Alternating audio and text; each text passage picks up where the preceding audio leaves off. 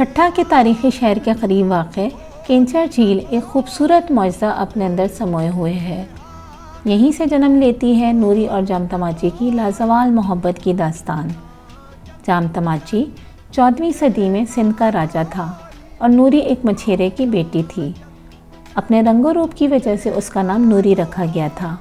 ایک دن راجا کینچر جھیل کے کنارے شکار کے لیے آیا۔ اسی جھیل کے کنارے نوری اپنے باپ کے ساتھ آئی ہوئی تھی۔ وہیں جب راجا کی نگاہیں نوری پر پڑی تو جیسے وہ نوری کے معصوم حسن کے سحر میں کھو سا گیا۔ وہ نوری کا ایسا دیوانہ ہوا کہ طبقاتی فرق کو مٹا کر بس نوری کو پانے کی کوشش میں لگ گیا۔ شہزادے کی 6 رانیاں اور تھیں جو شاہی خاندانوں سے تھیں۔ انہیں راجا کی یہ بات پسند نہیں آئی کہ ان کی برابری پر ایک مچھیرے کی بیٹی کو لایا جا رہا ہے۔ غرض دنیا کی پرواہ کیے بغیر راجا نوری کے باپ کے پاس گیا اور نوری کا ہاتھ مانگ لیا۔ نوری کے ماں باپ غریب تھے، راجا کی خواہش کے آگے سر جھکا لیے۔ راجا نوری سے شادی کر کے اسے محل میں لے آیا۔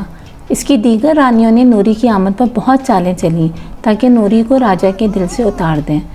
نوری کا بھائی اکثر اس کے پاس آتا تھا تو ایک باکس اپنے ساتھ ضرور لاتا تھا اور جب وہ واپس جاتا تو یہ باکس اس کے ہاتھ میں ہوتا۔ رانیوں نے راجا کے کان بھرے کہ نوری اس باکس میں محل کے ہیرے جواہرات بھر کے اپنے بھائی کو دے دیتی ہے۔ راجا نے سوچا اس بار جب نوری اپنے بھائی کو باکس دے گی تو وہ ضرور دیکھے گا کہ اس میں کیا ہے۔ بس جیسے ہی نوری نے اپنے بھائی کو باکس پکڑایا، راجا وہاں پہنچ گیا اور باکس کھولنے کو کہا۔ جب باکس کھولا گیا تو اس میں روٹی کے چند ٹکڑے اور مچھلی کے کانٹے تھے۔